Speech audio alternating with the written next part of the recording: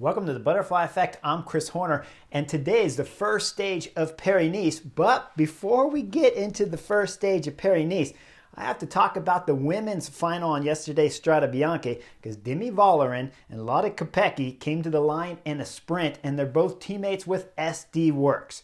Now, the two had to work together to bridge the gap up to Kristen Faulkner, the American girl for Jaco Alula, as they hit the last climb up to the Piazza del Campo. And when they came up there past her, this is when things get interesting, because they go over the top with about 400 meters to go. The two teammates are solid together, and then Lotte Kopecky takes the front lead, as she did in last year's race, when of course she was trying to beat Annemiek van Vleuten, but then they weren't teammates, right? That's Movistar rider and Lotte Kopecky, who held on for dear life and then did a spectacular tactic all the way into the last 200-meter turn and basically put Annemiek van Vleuten into the fencing there. Fantastic tactic, and I love the way she did it all the way into the line to win last year's edition.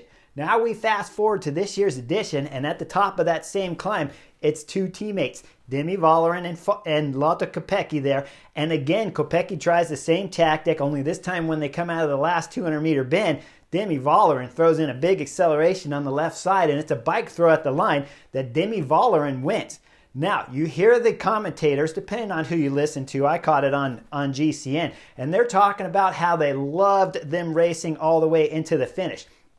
I think it's a catastrophic nightmare. Should never happen within a team. Should always be worked out. Throughout my 25 years as a professional, never once did I ever come to a line sprinting a teammate. Training rides, sure. Sprint signs, sure, when you're out on those training rides with your teammates, but never in a bike race. This causes chaos. Now, we know when we see the press release later this morning coming out in cycling news that there were some bad words said right after the finish line from Demi Vollering towards Lotte Kopecky at the finish. You know, after the finish, when you see both riders spread across from each other and not talking to each other, not shaking hands, not celebrating, that there's some love lost, and that's going to cause some tension throughout the rest of the season, and that should never be done. So when you're hearing the commentators saying, I love that they race all the way to the line, this is fantastic, there's many reasons why you don't.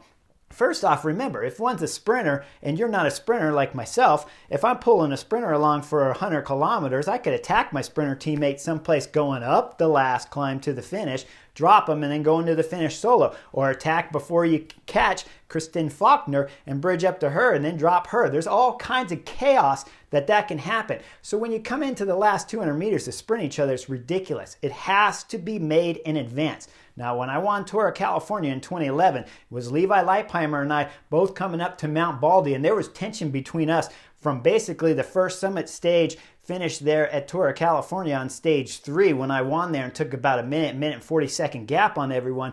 Once we came into Mount Baldy and we're going to the finish, there had been tension between me and Levi Leipheimer throughout that whole first week. But as you're coming up to the finish, when we're just going to finish with both of us together, I never attacked him. I didn't try to drop him. I didn't beat him. I went to the line, tapped him on the hip, and we came across arm in arm to finish Mount Baldy, which looks spectacular for your sponsors, and it looks great up there, the photo finish with two riders coming together with arms locked together, raised up. Shows real team chemistry and love within the team. And trust me, even with Levi Leipheimer, with all that stress, when we're coming to the finish, you can't do it. You cannot sprint your teammate. It's already a stressful situation, and you can't do it. And you look back at Omlet Het Nieuwsblad the week before, Demi Vollering's in that second group when Lotte Kopecky's up there solo. So I would assume it was probably her turn to win Strade Bianche without having to worry about sprinting a girl such as Lotte Kopecky at the finish.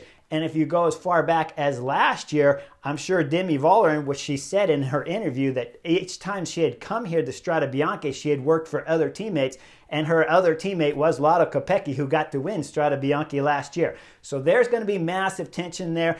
I think that's an absolute catastrophic mistake amongst teammates. And no matter what you read in today's paper, I can guarantee you there's tension between those two. And whenever you see an opportunity for one to flick the other, that's normally what's going to happen. Now, let's get into Paris-Nice, because this is stage 1 of Paris-Nice, and we got Jonas Vingegaard and Tadej Pogačar, the two big-time favorites at this year's Tour de France coming up in July, and they're going to do their first big battle. As the racing starts, Two riders are up the road, and they're not going to get much of a time on the peloton behind because, of course, you have Quick Step chasing, Lotto chasing, and Albacin de Koenig. Now, the two riders up front are Ursulin from Total Energy and Gregor from Uno X. Those two riders will get brought back about 30 kilometers to go. Now, throughout today's race, for stage 1 of Paris-Nice, without much wind, was cold out there, but not much wind, about 7 kilometers an hour, so nothing causing a bunch of chaos. And on the stage 1 of Paris-Nice, I would call it calm and relaxed. Much more stressed than most other races, but when comparatively talking about stage 1 of Paris-Nice, this was calm and relaxed to about 40 kilometers to go, when we start seeing the riders getting a little more curb to curb and some action happening. Now, throughout the race, UAE Team Emirates and Jumbo-Visma were always together like bride and groom. Now, as they're walking down the aisle, that's basically what it looked like for stage 1 here for UAE Team Emirates and Jumbo-Visma, as they were always fighting for position and always next to each other. Things start getting interesting with about 25 kilometers to go, and this is the first time where you start seeing some real stress, and we'll see a crash there, and it's UAE Team Emirates Grossschartner that's going to take a hit. Keep that in mind because that could play later when we're talking about the team time trial later on stage 3 here at Paris-Nice. Now, things start getting interesting as we're coming into the first uphill KOM. This is where we see Ineos on the front pulling UAE Team Emirates with only one rider, Ineos, pulling. This doesn't make any sense. You don't need any reason for Ineos to be pulling the UAE guys as we're coming into a climb. We saw that last year with Jumbo-Visma getting a little bit of help on that stage 1, and then they lit everybody up and went 1, 2, and 3 on the stage. Don't see that happening with the UAE lineup that they have because there's not Wout van Aert, Christophe Laporte, and Primoz Roglic here. But you don't want to help these guys out at all. So the one Ineos guy, just stay off the front, stay behind there, stay with your team, and keep everything in status check and make UAE Team Emirates do all the work. Instead, they'll pull up to the top, to pull up to the beginning of the climb, look back over his shoulder, see it's UAE Team Emirates, so the Ineos rider will pull off. Now we start seeing some action from Nielsen Palace EF Education that's starting to lighten things up here. And the EF Education rider will go over the top of the KOM, getting maximum points, and Tadej Pogačar is locked onto his wheel. There's some action happening just after the KOM as we see a group of 30 and everybody's chasing everybody up there, with behind us Jaco Alula that's chasing, trying to bring it back for Michael Matthews to have a chance in today's stage 1 field sprint. It'll all come back together, but just before it does, with about 13, 14 kilometers to go, Nielsen Palace will throw in another attack and he'll start going solo. Now the EF Education rider, he's throwing down a big time effort, and I don't like it. Nothing is going to come out of this. When you go back there and you look at the field chase, and with all the sprinter teams on the front going curb to curb, UAE Team Emirates and Jumbo-Visma back there going curb to curb too, keeping things exciting so they can keep their sprinters and, of course, their GC favorites here at Paris-Nice out of trouble. Nielsen Palace, you got no chance whatsoever. He'll get brought back right before we go into the next and final climb here at Paris-Nice on stage 1. And guess what? At the top of this climb, there's bonus seconds. Big time bonus seconds. 6, 4, and 2 seconds on this sprint line up for grabs. And as the climb starts, there we go. Tadej Pogačar's got his team on the front. It's Matteo Trentin sitting first wheel. Second is UAE Team Emirates. Third is Tadej Pogačar. Second place rider can't hold Matteo Trentin's wheel, so he looks back at his teammate Tadej Pogačar, waves him through. Tadej Pogačar goes up there on Matteo Trentin's wheel. And then we see it's Jan Tratnik from Jumbo-Visma. He comes up trying to cause a little bit of chaos and bring along Jonas Vingegaard. He does big acceleration, but Tadej Pogačar locks onto his wheel and then runs it all the way into the line to get the 6-second maximum time bonus here on stage 1. Big hit because Jonas Vingegaard gets no time bonuses on today's stage because he finished 4th. Pierre Latour finished 2nd for 4th place for 4-second bonuses, and then the 2-second bonuses went to Gordon from AG2R. With that in mind, as they're going over the top, Tadej Pogačar is ready to do some work and throw down here on stage 1. He's got Jonas Vingegaard for company and Latour is coming through with big time pulls. The AG2R rider Godon, he couldn't close the gap.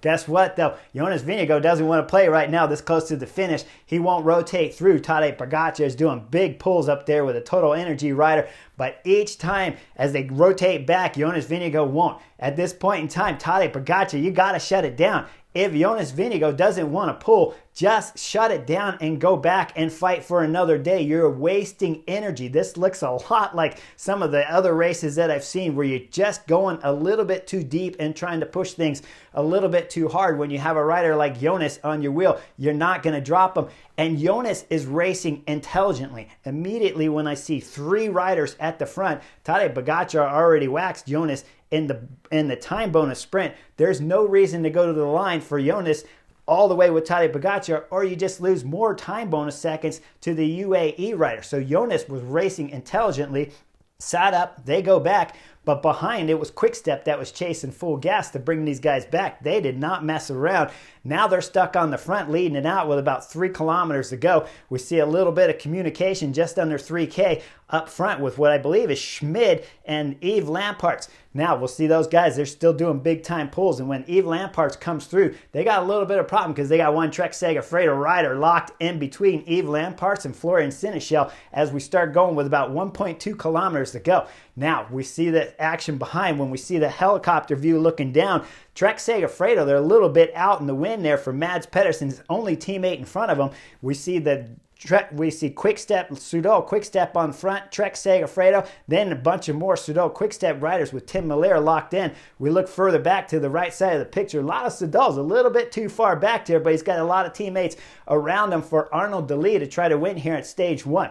Go under 1K to go. Now we start getting 900 meters. This is where you're going to start seeing some problems with the Trek Segafredo Skillmos that's sitting second wheel. As we see Yves Lamparts finish his pull, it's about 900 meters to go. Trek Segafredo rider, he doesn't want to do any work. So Florian Seneschal comes through. Trek Segafredo slots on. Tim Miller is just behind. And as we start going into the chicane with about 800 meters to go, it'll be right, left, right. When we look behind him, we back it up. Trek Segafredo's Mads Pedersen knows he needs to get around his teammate because he wants to be on Tim Miller's wheel as we start going into this chicane.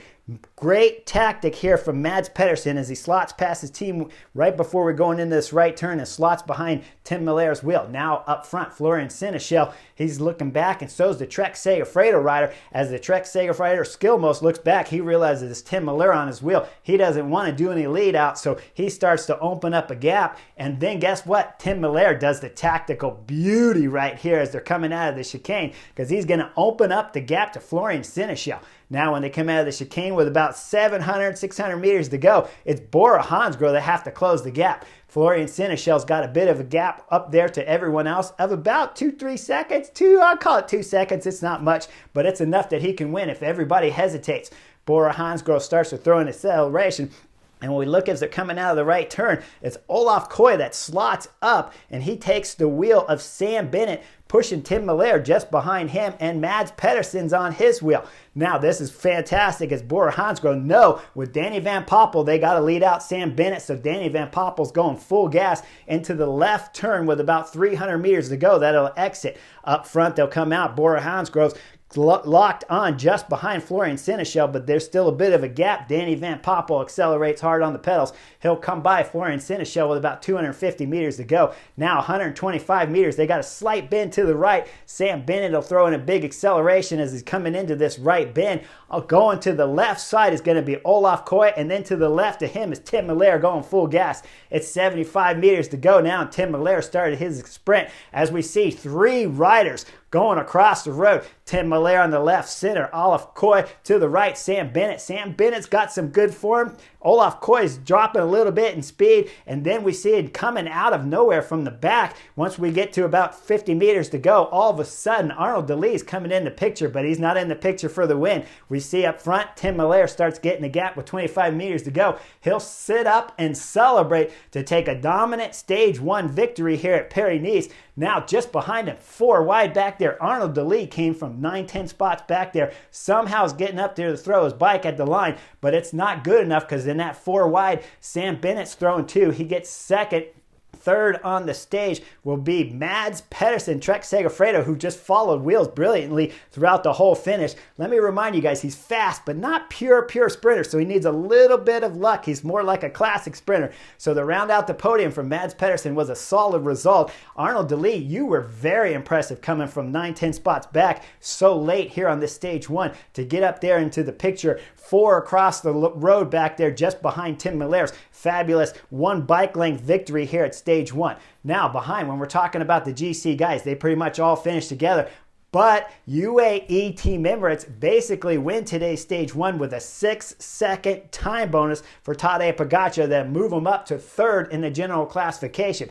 Big time errors, I think, by many of the GC teams, because when we're looking at teams, even like Trek Segafredo with Skilmos, if you have Mads Pedersen, maybe Mads Pedersen can steal some of those bonus seconds. I wouldn't expect that because the stage is probably more important, and Skilmos probably isn't going to go for it. But if you can take those kind of points away, the kind of time bonuses away from Tadej Pogačar, that's a good plan, not knowing what the future holds here at Paris-Nice. Now, when we're talking about Jumbo-Visma, they didn't bring Wout van Aert, right? He's going to Trino Adriatico with Primoz Roglic. So without Wout van Aert here, Jumbo-Visma don't have that real pure sprinter because Olaf Koy is not going to go up a hill as steep as this one with about 500 meters going up all the way to the time bonus to be able to beat Tadej Pogačar. But you have to ask yourself, how about Michael Matthews? Michael Matthews, they got Yates here. Why doesn't Michael Matthews go for some of these time bonuses here and take them away from a rider like Tadej Pogačar?